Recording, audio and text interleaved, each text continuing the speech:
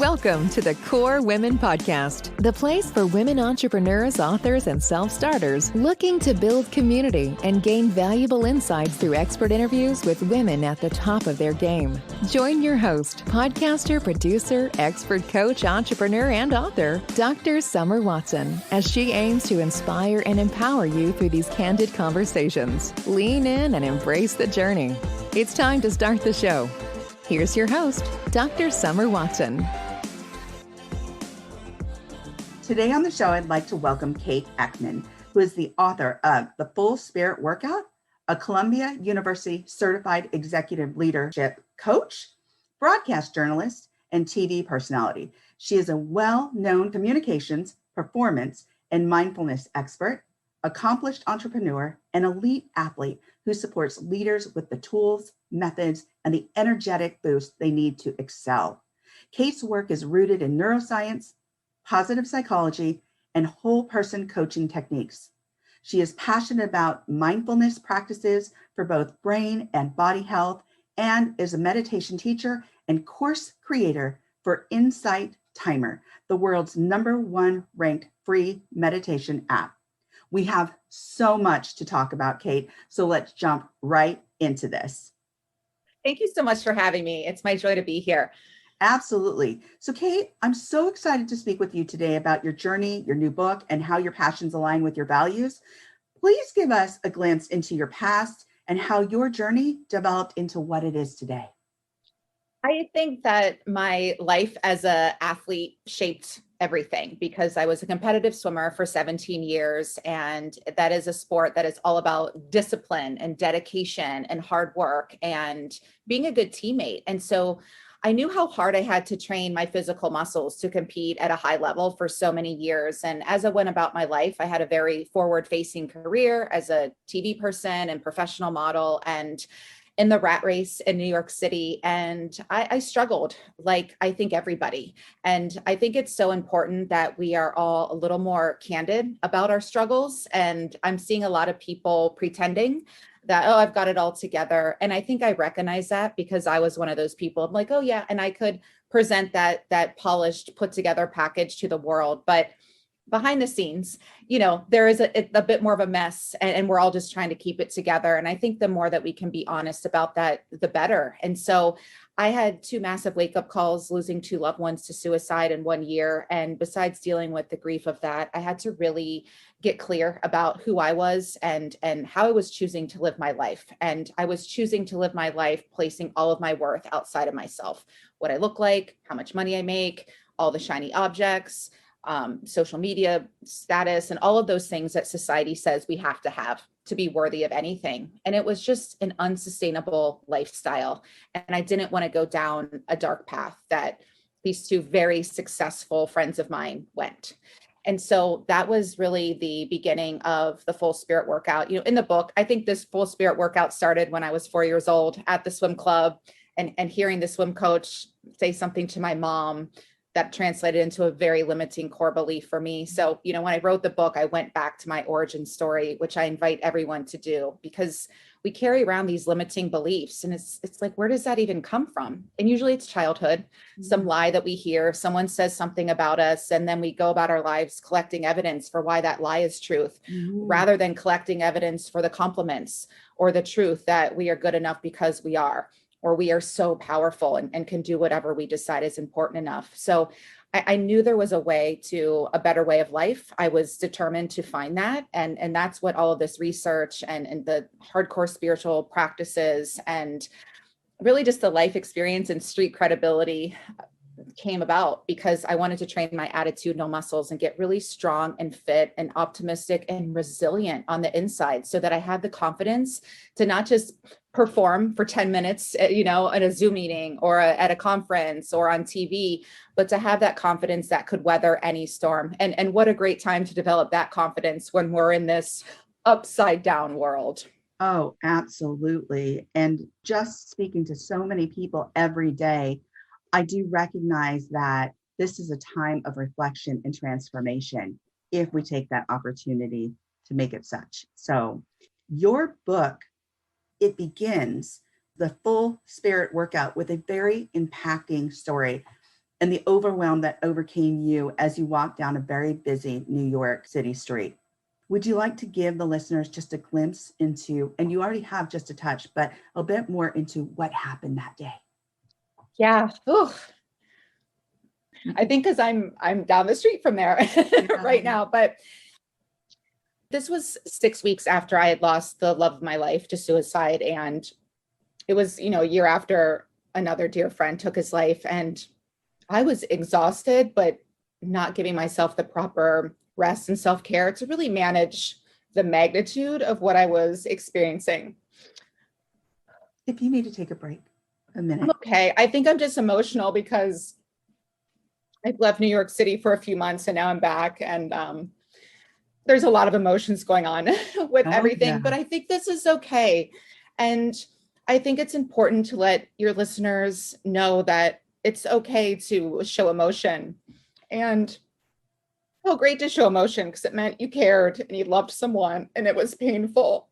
Yeah. So I'm honored to show emotion here because there is such a stigma. And I think it's a big part of why these two men chose to end their lives, because they were taught as men not to show emotion. And I don't want to even think of where I would be if I didn't show emotion now or that day, and reaching out to my brother for help because I was experiencing what I now know was a massive panic attack near the middle of Times Square, which is panic inducing even under the best of circumstances. Oh, absolutely. Absolutely. So I'm so glad that as I was, grasping to even be able to breathe, I reached out to my brother, who's a physician, and he was able to get me some medicine that I had taken in the past. It's an antidepressant.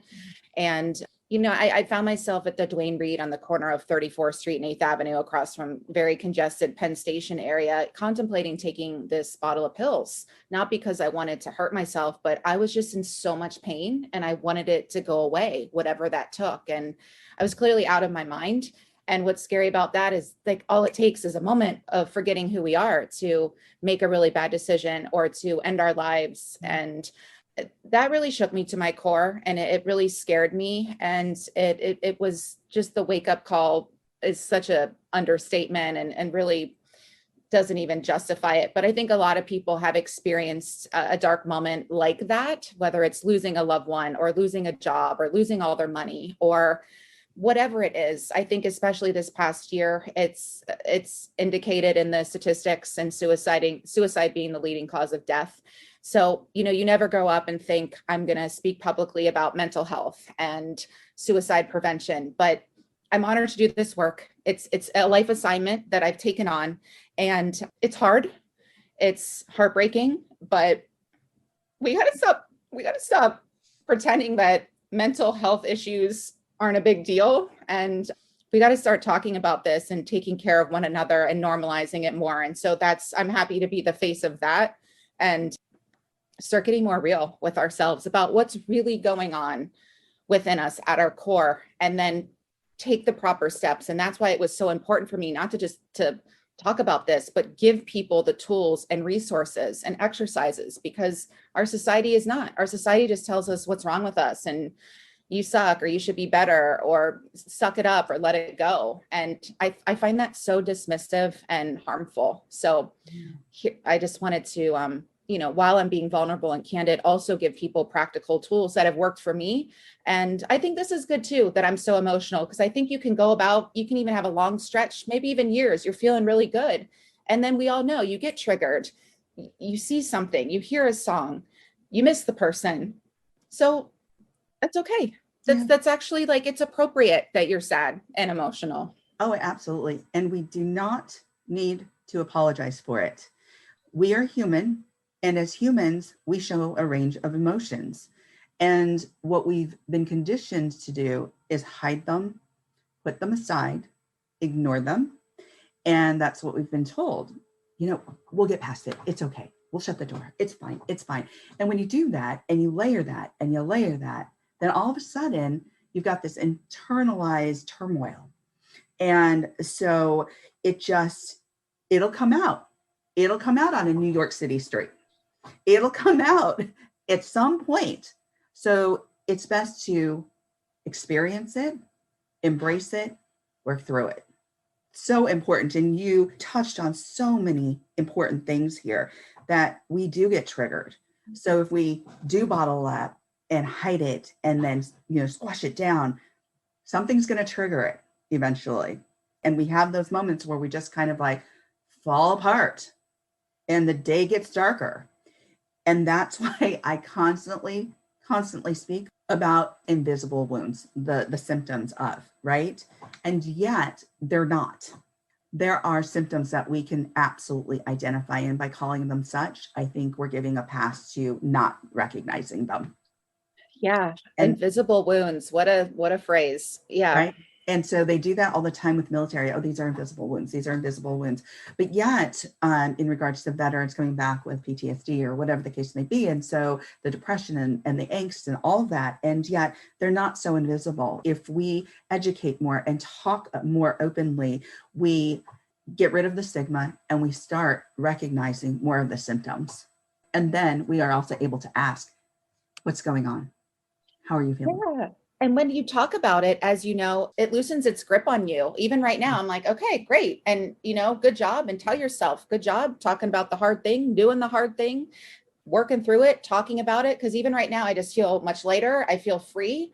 And I hope that whoever is listening can share their truth and feel lighter and feel free. And even right now, I'm like, okay, I'm good. Yeah. It just because the emotion moves through you when you release it. Otherwise, it gets stored and blocked. And then you're going to have your meltdown moment or have an experience that could be quite dangerous or frightening. So let's just talk about it. And, even now I'm like shaking it out. I'm feeling good. And yeah. I see you. She's shaking it out, folks. She's feeling good. And what is the shame behind it? I'm just done. I'm done with it. I'm done with it. Yeah. I love that you're making this so real. And so you're so present and you're in it. And folks, if you're listening, this is how you embrace it. And this is how you work through it. And this is how you shake it out. And this is how you break down the stigma. So let's shake it out right now. If you're listening, let's just shake it out. Shake it out. I'm always shaking it out. Woo! Release that. Release those emotions. Thank you, Kate. Thank you so much for your vulnerability and for going through this. I mean, we just had a moment. Woo! We love it. Yes, it feels good. It does. So when I look at the table of contents of your book, I love how you align your chapters with a full spiritual workout from stretching to cooling down. Can you give the listeners a bit of an overview of your book and explain your concept of spiritual core? Yeah. So this program, it's directional. It's not linear. So you can skip all over, just like when you go to the gym. Some people do a full body workout, and that's what the full spirit workout is. It's a play on the full body workout that you often hear advertised at the gym. But it's also about bringing your full spirit to everyone you meet and everything that you do. Your authentic truth and power, your passion, your presence. Show up like you mean it. Have something to say. I know you do. Let's hear it, So it's like this era of pretending and keeping quiet and, oh, we don't talk about that. We're done with that. This is about the realness. And this is not about striving or forcing or controlling to make anything happen and being that sweaty hamster frantically running on the wheel. This is more about stillness and going within. And rather than acting out, we are acting in and getting quiet with ourselves and actually getting to know ourselves and what we really want, not what we want. That's often dictated by society and what our friends are doing, what mom says we should be doing, what the celebrities tell us we should be doing. This is what we really want. And the only way we discover what we really want is when we get quiet and go within and spend that at least 5 minutes a day in what I call sit and stare time. And like you said, just reflecting and processing all of this and checking in like you would a small child and asking yourself, what do you want? What do you need right now? What's working? And if you're feeling extra brave and courageous and bold, tell yourself, just like I would have told myself right there, hey, Kate, good job. You got through that. A lot of emotion came up. You talked about it. You got through it. You didn't judge yourself. You didn't care if anyone else is judging you. Brava.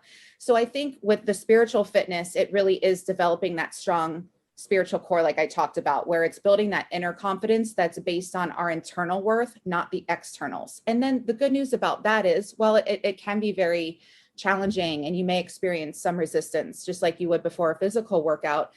you'll start to crave it after a while, because you'll start to think, oh, wow, I feel a lot better in my body. I feel comfortable. I have better relationships. Wow, I'm getting along with people better.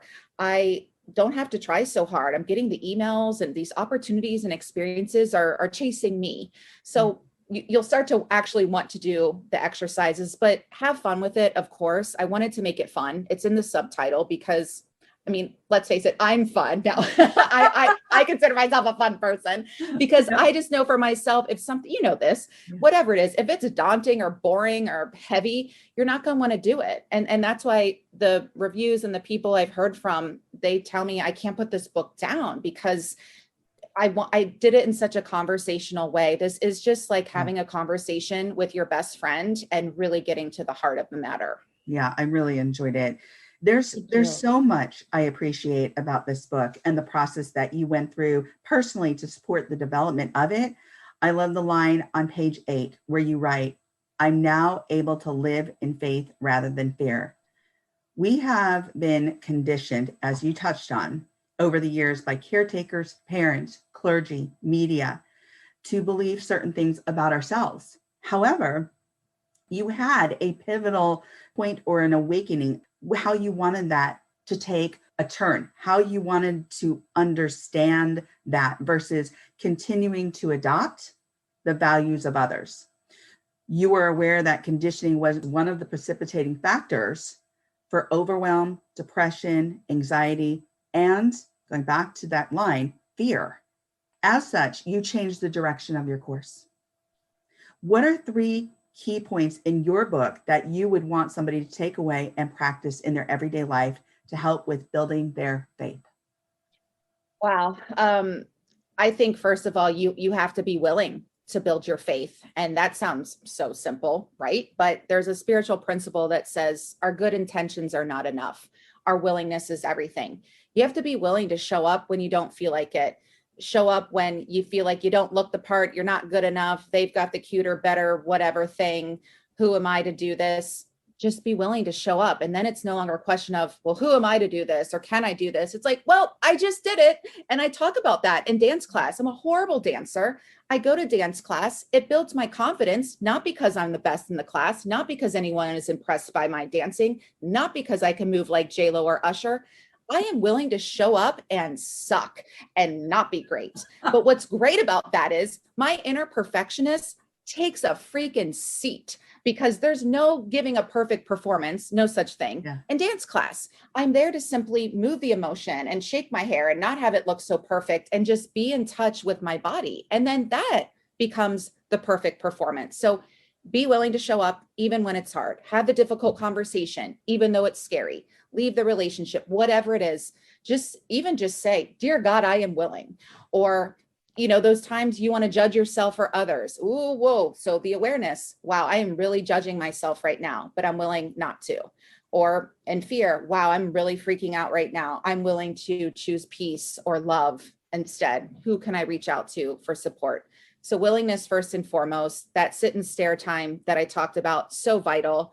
Please give that gift to yourself. The people who say I'm too busy, must be nice, can't do it, I say, I don't have time to be angry. You know, everyone says I don't have time. Well, I don't have time to be angry. And I'm human. I can get angry, and I don't want to be in that space. It doesn't feel good. And then more importantly, just for myself, as you know, other people are at the effect of our anger, and that doesn't feel good for anybody. So when people say that, I just say, what do you want your life to be? And who do you want to be?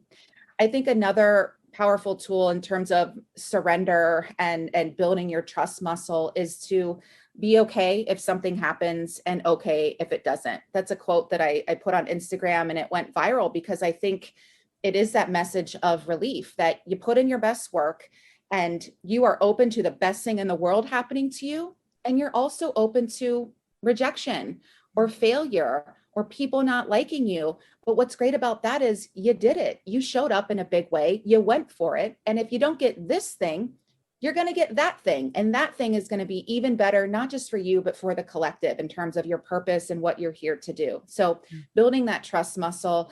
And I think too, this notion of we have to have it all figured out all the time. I think the more that we can just allow ourselves to be human, as my speaking coach Eduardo says to me, he's like, just be a person. I think we forget that we are just people and our humanity is good enough and sexy and authentic and relatable. And when you're just being a person and you have a really strong purpose, your why, I feel like the world is yours. It's not going to be easy at all times. You can be open to it being easy, but when you have that strong why and you have that passion project, for me, it was this book, A Divine Assignment, that I wrote and dedicated to my friends and for anyone who struggles with mental health, which, as I've learned, is everyone. So that's what keeps me going, even when it's hard for whatever reason. And when you have that strong why, it'll keep you going. And what great advice that I always hear from the late, great Kobe Bryant is just keep going. Yeah, absolutely. Keep going. But also, if you're listening, people, as you experienced even in this interview, keep going, but make sure to be in stillness, work through it, accept it, because we all experience mental health, times of struggle, times of difficulty, being triggered, and how we work through that is a process. Every single one of us has a different process. So what's great about this book as well, and I love books like yours, Kate, because they don't leave me hanging with just inspiration and the story, but they give practical application. And that is awesome. I love that because you send people away for success. You set them up for success. And that's what I love about the Full Spirit Workout, because it does. It has these practical applications. She talks in this book like the everyday person, and it resonates with folks. It's nice. It's a fun read.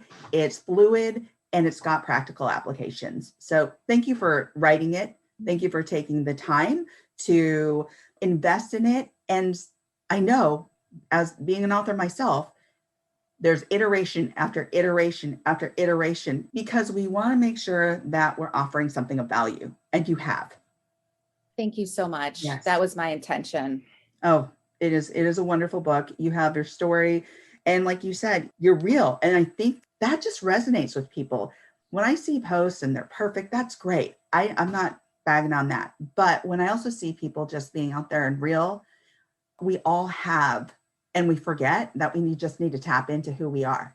And as your speaking coach said, just be that person, be who you are, because that will resonate with folks. People like that. People like who you are. You don't have to resemble somebody else necessarily. Just be who you are. You've offered so much here. My last question is, if you were to leave the listeners with some words of wisdom, what would they be? So I have the 5 P's of confidence, and the second one is patience. And I think this is such a good reminder because it stems from the Latin word for suffering. So no wonder we hate to be patient because we're suffering. But I would just like to quickly remind you, 20 years ago, country singer Shelby Lynn won Best New Artist. And when she accepted her award, she said, "Thank you. Best New Artist. Wow, it only took me 13 years and 6 albums to get here." And it's the only Grammy speech I ever remember because it was hysterical and just illustrates that I had never even heard of her. I'm like, oh, it's because she just came out last year, Best New Artist. But it was all these years in the making. And I think sometimes we're all guilty of seeing the final product and thinking, why am I not there yet? But just know that everyone's 13 years and 6 albums into their thing, and to keep going and enjoy the process, trust yourself. The word confidence stems from the words to trust. So trust, have patience. It's all happening behind the scenes for you if you just keep putting one foot in front of the other, and have some fun. I think we all forget to have fun. Let's have fun. And you're so powerful. And I know for a fact you can do whatever you decide is important enough. Thank you. Thank you, Kate, for joining me on the Core Women podcast today. Thank you so much for having me. I'm just giving you a big hug. Hugs back.